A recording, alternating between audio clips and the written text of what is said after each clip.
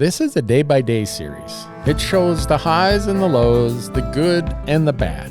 It's intentionally raw. It's our best depiction of how this adventure happened. On our own, on public land.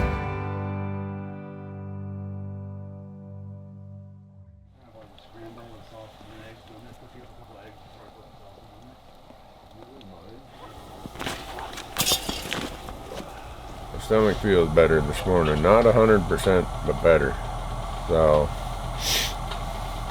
we're going after William, Mr. Bill, Billy, whatever you want to call him. But now you can see we gotta trek through some snow, which it's not a lot of snow. The downside is when you're on slopes that are 45 degree plus at times, it's a little slippery. But nothing for men of our talents, you know. You got to get up pretty earlier in the morning if you're going to get ahead of us. Even though today we're having coffee, and thanks to Bo and Jeremy, rolled oats and scrambled egg hash with sausage and green peppers. And we're going to need all the sustenance we can get. All right, here we go. The last charge of Randy Newberg and his Fearless Immortals.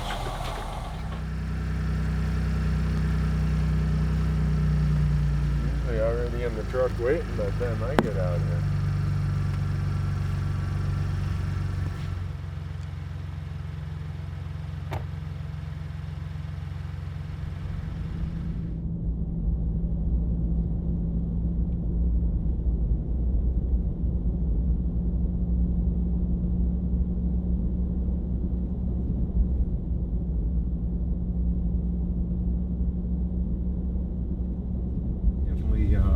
Err on the side of longer and easier. Yeah, if it takes 300 yards longer, but it lessens the grade from 48 degrees to 32 degrees, I'm gonna do it.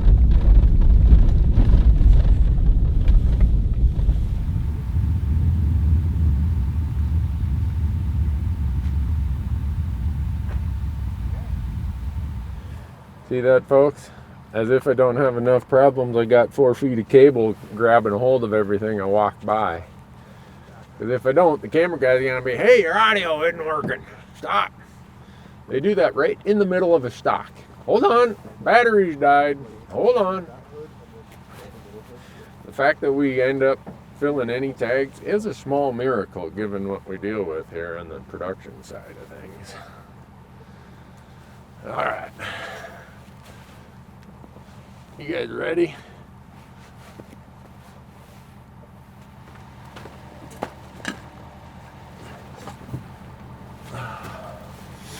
Gotta limber up. Yeah. I'm very excited for the boys.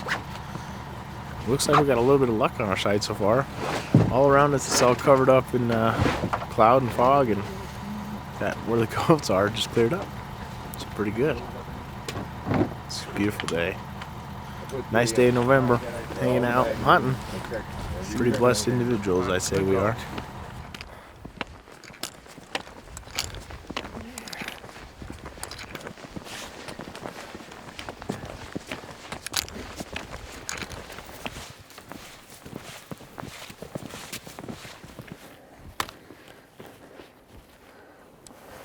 Well, we hike to this glassing spot.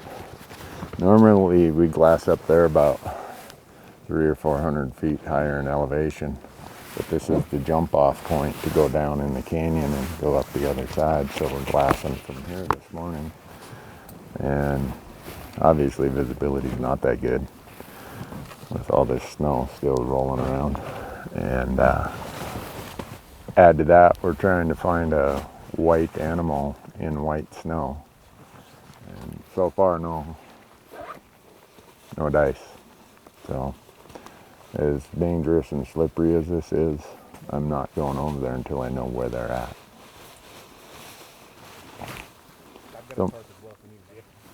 So my prediction that noon we'd have him dead, I don't know if we'll even find him by noon.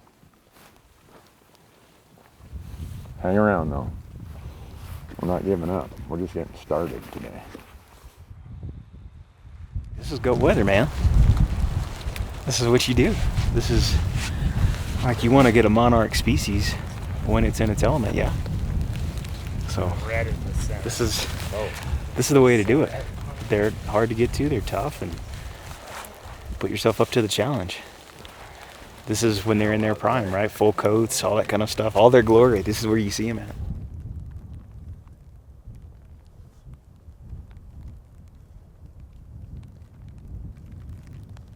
Can't really see a ton. The viz is going in and out. We can actually see pretty good right now, but we got to sit here until we get a locate on these goats and then figure out what they're doing, because they're not on the face that they usually are on. So kind of good to just hang out, hunker in, not get super cold or wet, just kind of being out here suffering. We can be comfortable.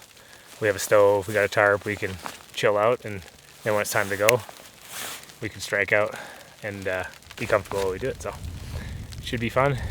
We should see them, but nothing yet, so stay tuned. Yo, I got him. Got him. Ooh.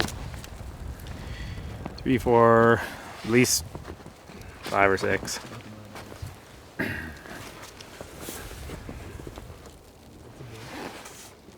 yeah. Look at that. So they're just on the next ridge over end, and they probably just dumped into those on the timber. Yeah. And they're rolling back around. Like, I think they're gonna go right back on that same nose, because they've all just been kind of filtering through the trees on that ridge here. Yep. And just the more you watch, the more they just keep popping up. So they're probably going back to their home base. Yeah. They just probably ducked in that thicker timber for this storm, and then Coming back up. Yeah. Well, that's good. So your call, but you could just do the same plan and wait for them, or we could go on their ridge and wait for them there, or we could just wait for half an hour and see what they actually end up doing. I'm thinking that I'm gonna hike over there and do what Frankie Foss says. Find them, get them in your sights, get the crosshairs on them, and breathe deep and squeeze the trigger.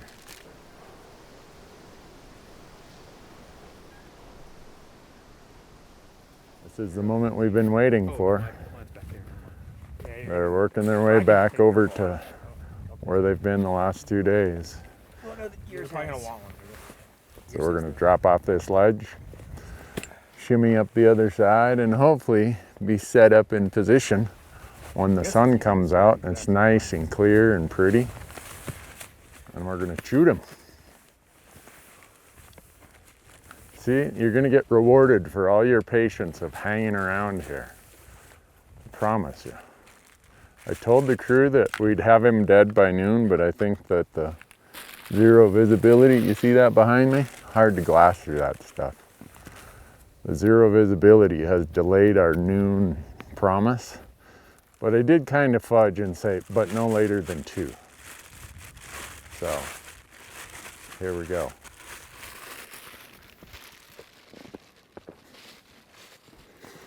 So Leah's going to stay here and give us hand signals in case the snow blows us out.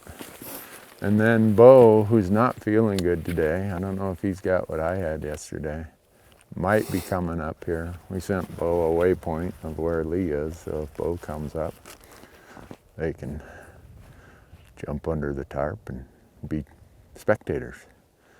And then Lee's offered that he'll carry all of our stuff back, he said. All of it. Anything you need me to carry. I got you. Okay. Ready? Let's do it. Ready? All right. Here we go. Good luck, guys.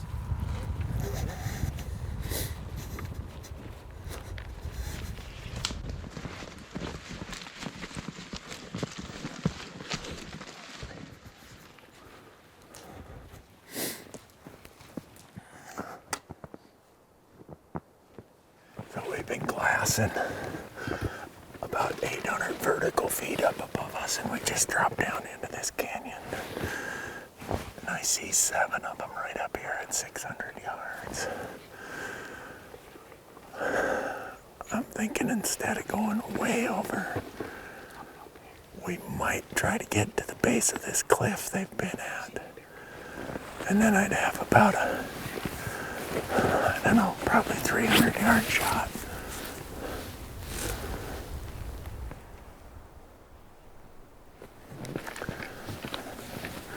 I know some of you guys are really good shots, and you're going to give me the hard ride for passing up a 500-yard shot right there. But you know what? We got to climb up here to retrieve them if you shoot them. So you may as well climb up there and get a closer shot and make even more certain of yourself. So I don't like long shots like that. You don't know what the wind's doing over on that side of the canyon. I don't like our wind for this encounter, but I don't know what choice we have. I'm gonna sneak up here and look and see.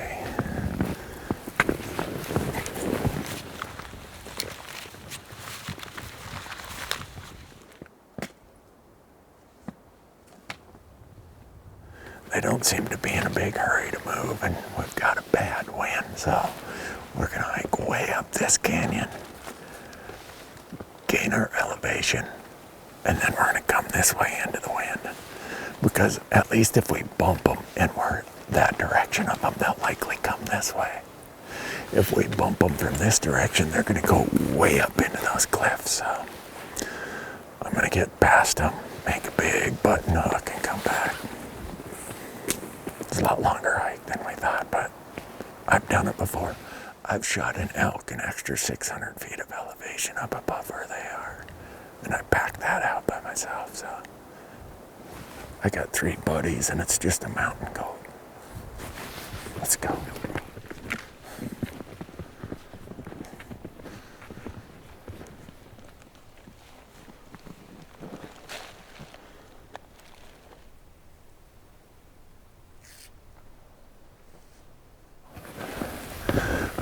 In on us, and we gotta cross about 200 yards of really visible stuff here to go up the gut I wanted. So we're gonna go straight away, disappear in this timber, then we're gonna loop up an extra 300 or 400 yards, and we're gonna go up the next gulch. I just don't know what else to do. If they spook and they go up and over, good luck. We're starting from 0 at that point. So, walk straight away from it into these trees, get into those trees, and then grab the trail again, come over into that drainage. I don't think they'd see us there. There's a lot more cover getting into that drainage.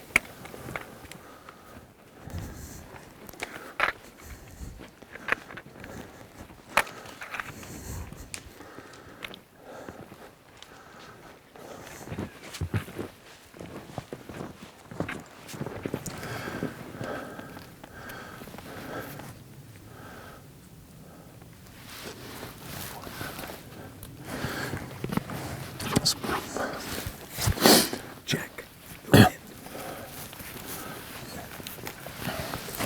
It's been a pretty good pull to get this wind direction, but we got a game drill right here. I'm going to try side hill all the way over to them.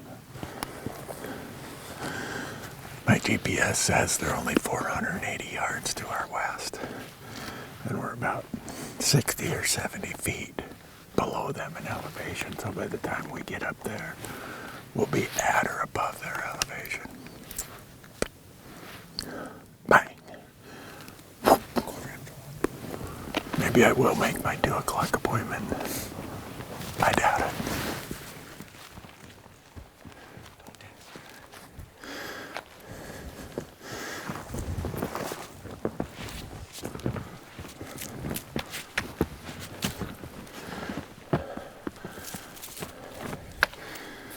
We're above them now by about 50 feet in elevation. And we're 390 yards away. So we got this little crest, and then about another 150 yards across another little crest. And when we peek over that second crest, it's gonna be like in our face type stuff.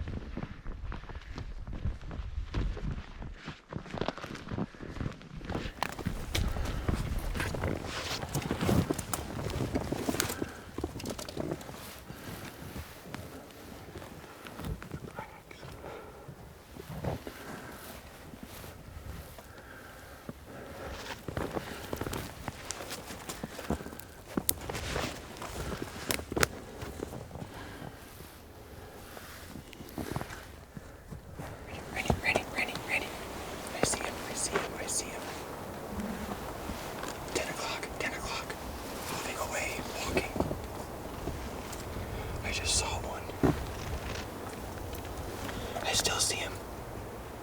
Hey, look left. I see a kid. There's a kid. 10 o'clock. It was a nanny and a kid.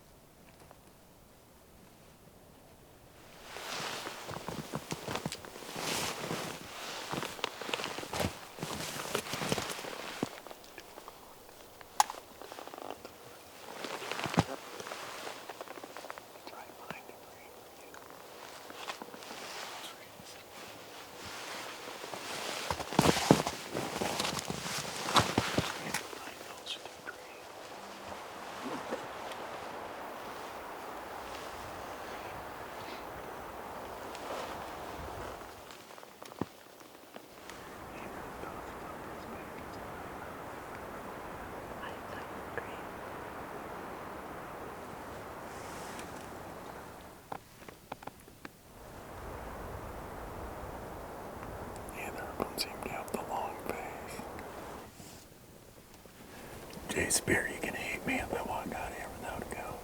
No.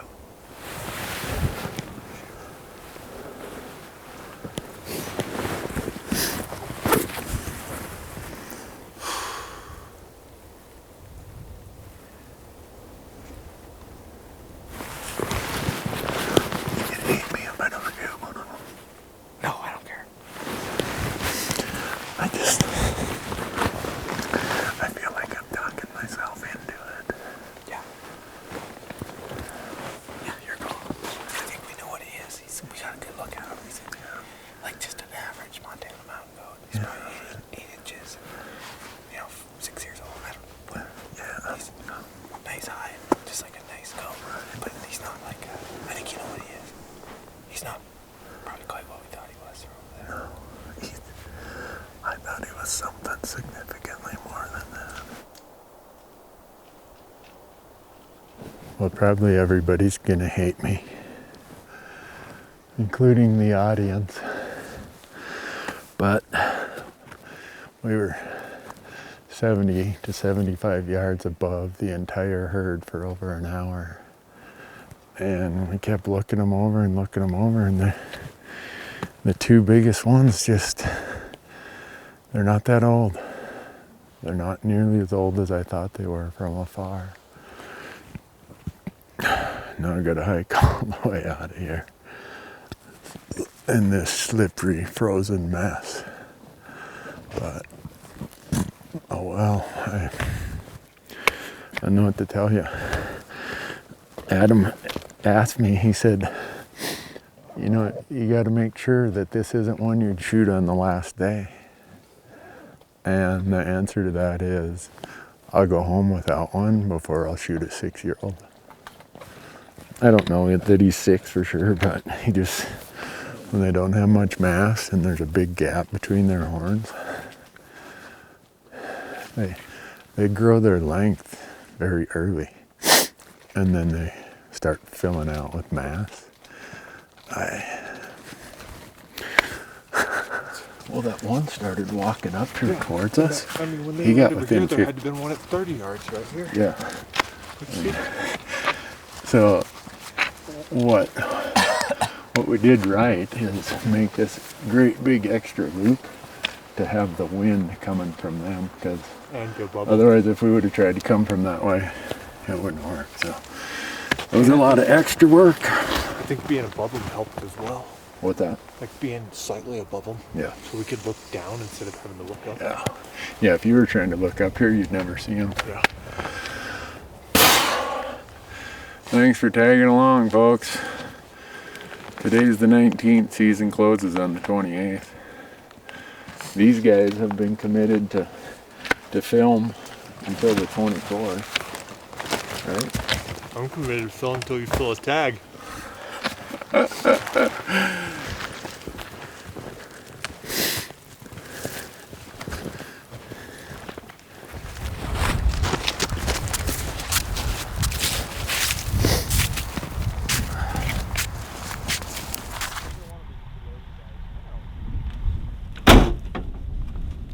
Let's go get some dinner. Sounds good to me.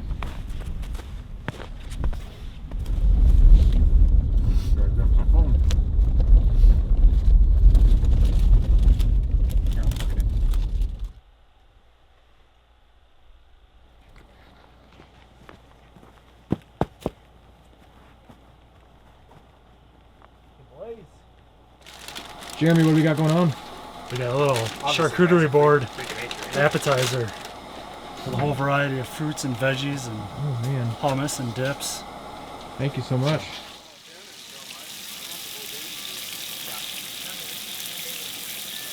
You know, folks, everybody wishes they had a friend like Bo Beatty who would come to your goat camp. Just because we're pals, right, Bo? That's right, buddy. We're pals.